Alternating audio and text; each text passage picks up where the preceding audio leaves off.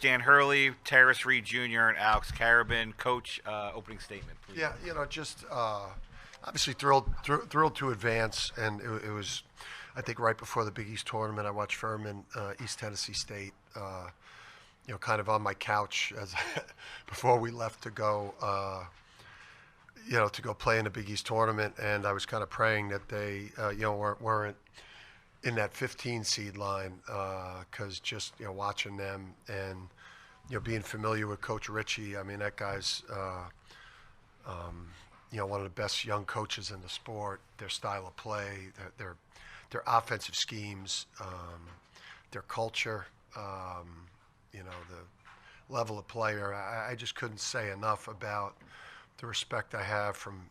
You watch 9 or 10 of an opponent's games, and you really study the quality, and that is it's just a big time program. He's a big time coach, and so thrilled to advance, get the win. Obviously, historic performance by Terrace, and then the captain was awesome. We were able to survive some shooting woes from three, with the exception of Alex. Thought we got some great shots.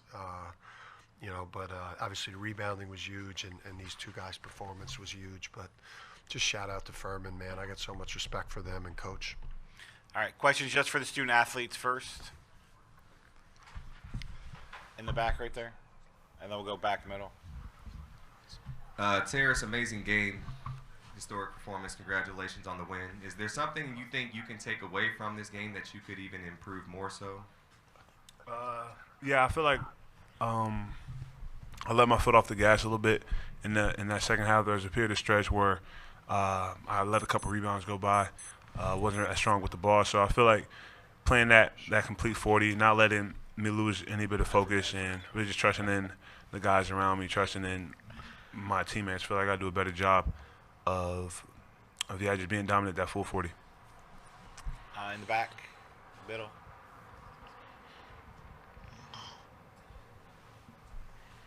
Terrace, Owen Dashko, NBADraft.net. You had 31 points, 27 rebounds. You surpassed your season high with 16 rebounds in the first half. What was your mindset coming into this game, and what you wanted to accomplish? Yeah, my mindset coming to the game was really just be dominant, knowing that this is my last March Madness. My days are numbered in college basketball, so we're just going out and giving it all I got, and having fun with the guys around me. We have a special group, special coaching staff, just a special team in general. So we just want to have fun and really enjoy the process, enjoy the journey. Question for the student athletes. We'll go right there, and then we'll come down to the front. This one's for Alex, Julian Mendelson, the Center Hub. Alex, this is your fourth first-round game in March Madness. Does it feel any different this time around, or are you kind of used to, how things go around this time of year? Can you talk me through that a little bit? I think it's a mix of both. I think you're obviously used to it. I've played in the biggest stages of March Madness, obviously, but you still get that nervous energy. You still get that excitement to where it's like it's March Madness. March Madness is here, and that nervous energy, knowing that you got to give everything you got, and you lose, you're done. So I think nervous energy, that's like exciting, but also like never being satisfied knowing that you're playing in March Madness. Down here in the front middle. Terrace, you talked about Joe Hartford Current. We talked about the pressure that's on you with this team, how the team can reach its ceiling. You guys are obviously without Silas today, and you needed to respond from the Big East tournament. Can you just talk about the mental preparation that went into this week and how good it feels to have a performance like you did? Yeah, I feel like for me, knowing that I'm just a huge man of faith, and the biggest thing for me was like feeling just like you said, like all these different type of emotions, all this pressure coming off that tough St. John's game. It was just like so much on me wanting to win, and honestly, I was just in my room praying, and I said, Lord, you got to have it all, give it all to Jesus, let him carry all this weight, all this tough, whatever for me. So just really being able to go out there, play free, play for the guys around me, play for that next man, play for this dude right here. His days are number 2, a legend in UConn uniform. So just excited to really just go out here and just have fun. Well, play for UConn. Don't play for me. Down here in the front. He's set, man. He's got it. You need the rings. He got it. I'll take another. Jake Hopes, like Daily Dose of Hoops for you both. With Silas out tonight, Malachi 7 assists, just the one turnover. What did you make of his performance? And then as a follow-up to that, you guys have got to experience March Madness before. He didn't at Dayton with an injury. You guys just happy for him that he got to go out there and experience that in the starting lineup today? Yeah, Mally's my roommate. You know, we talk about it all the time. Talking about how fun it is for him to really just go out here and play in March Madness, knowing that he had to step up tonight and he really did his job. So, all credit to my guy Mally. Down here in the front, and then we'll come back over here. Dave Borges, Hearst Connecticut Community. Alex, obviously Terrace dominated the first half. Not much else going on for you guys. Only up 4 at halftime. Did you feel the need personally to step up in that second half? A, to you didn't want it to end like that, I'm sure.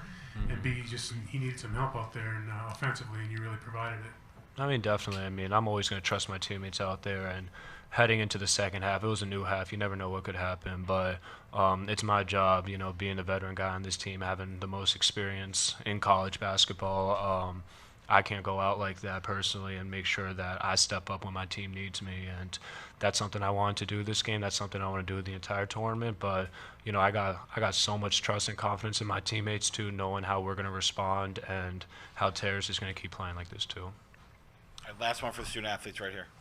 Major Madness, Alex. Dan mentioned that Furman kind of is. He mentioned how good he thinks Bob Ritchie is as a coach and how Furman is unique. What did they do to kind of make it a difficult scout for you guys coming in? And do you have a relationship with Alex Wilkins? I saw you go up to him after the game. I know you're both from Mass, so.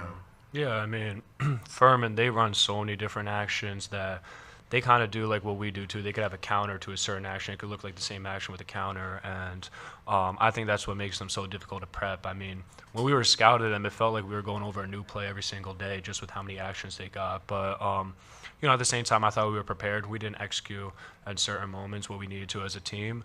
But I'm gonna give credit to Furman. I mean, they're one hell of a team, and they're an outstanding program. And about Alex, yeah, he's from Mass. I mean, he's worked out with my trainer a couple times.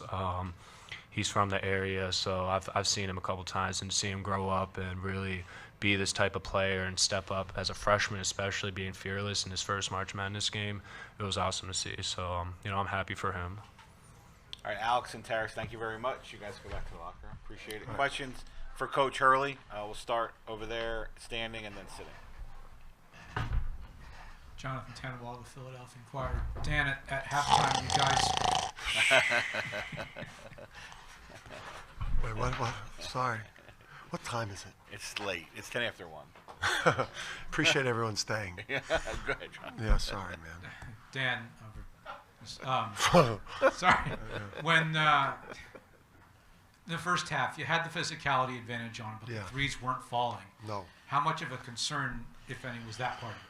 I mean, part of it is it's like, a coach like a coach like that, a staff like that, and again, I hope, enjoy having him at Furman. I don't know how much longer you're going to enjoy having a coach like that. So everyone at Furman, enjoy, whatever time you have remaining with that coach, because that coach is going to be coaching in a big place soon. So I would just say with us, Terrace, we were getting great threes. I mean, it was stunning.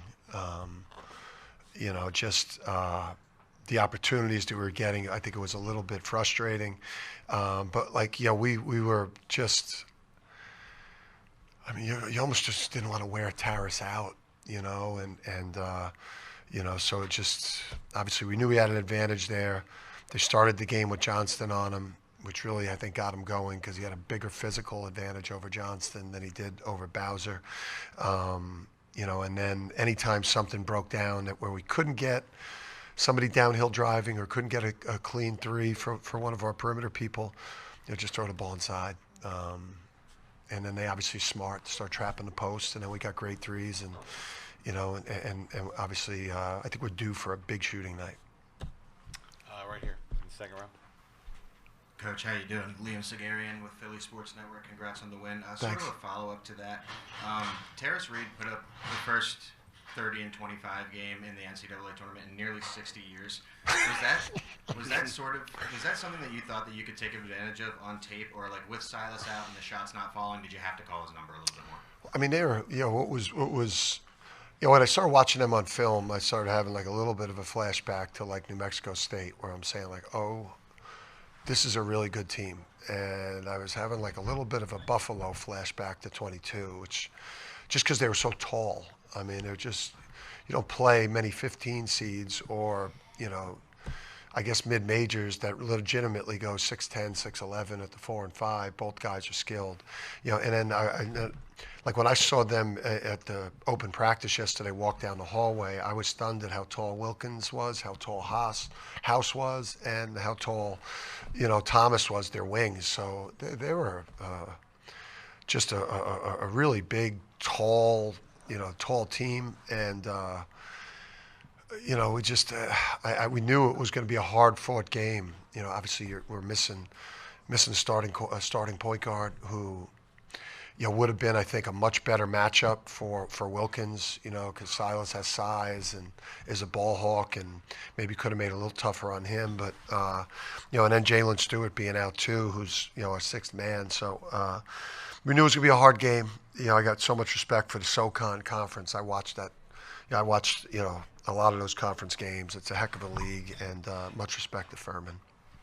In the back right I'm not sure if I answered your question, man. That was just a word salad of just crap. With USA Today, kind of picking off of that, we heard on the TV broadcast that you said Terrace was the game. Can you just talk about how he was dominant in the game and allowed the team go? But can you remember back to how the last time you had a player that dominant or have seen?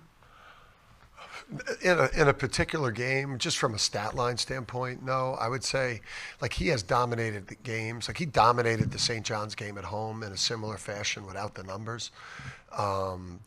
He was so good defensively, so good on the backboard, dealing with a guy like Zuby, who's should have been a first-team All-American level player. So he's had games, but I think that's also why we're on Taras so much. Like this. I've said it a lot recently, he's a top 2 or 3 center in the country, and when he plays like that, we can win any game against any team in the tournament when we're healthy. But we can't afford when Taras just plays like a top 10, top 15 center in the country, then we're not an elite team. So we don't necessarily need 31 and 27. But Taras is a guy that every time he steps on the court should be 20 and 10. Right here in the middle. Yep. One of the couple, and then we're going to go down here in the front. Paul Gant, Go For It Radio. So, Dan, obviously 1 o'clock in the morning. How do you guys handle the next 2 days in terms of practice? Well, it's beneficial that the game is later on Sunday night, so that gives us a little bit more time. We played a late game last year versus Oklahoma, and then I think they gave us like the noon game on Sunday. So yeah, right, it was the noon game. So they at least they pushed that game back. Everyone's going to sleep in, and obviously we've been preparing for Central Florida and UCLA with scouts. We obviously got to figure out what our health is here. We gotta hopefully one or both of those guys is available for Sunday. If not, obviously we'll prepare for a great brand matchup, UCLA UConn. Got some pretty good games in here on Sunday, right? Virginia, Tennessee, UCLA UConn, pretty good in Philly. Last question right down here in the front. Jake Coach, Nick Daly, Dose of Hoops. I'll kind of ask you the same thing I asked the Terrace. Malachi fishing with the ball in his hands. He was on Wilkins a lot of that second half. But you'd also just be really happy for a guy like that after his long road, he gets to experience the stage. Yeah, I mean, the guy is such a, he's such a good guy, and he's got such a great spirit. And he's probably a guy that'll be on our coaching staff at some point, when his career is ended professionally. But just so happy that he was able to play 30 minutes. He actually took he got tackled right before we left, so he was not even. He was probably about 80% tonight. He had injured. We thought he had hurt his knee, and in a catastrophe on Wednesday at the end of practice. So he was banged up out there playing 31 minutes. The guy's a warrior, and showed that New York toughness today. And I thought him and Braylon, Braylon had a bad shooting night, but I thought he did a lot of stuff in the paint. And then obviously 6 assists, 1 turnover, and then 2 huge defensive plays down the stretch of the game, like 2 huge steals for Braylon. So but I'm proud of Mally. He's a good egg. Thanks, Coach Hurley. Appreciate it. Appreciate everybody.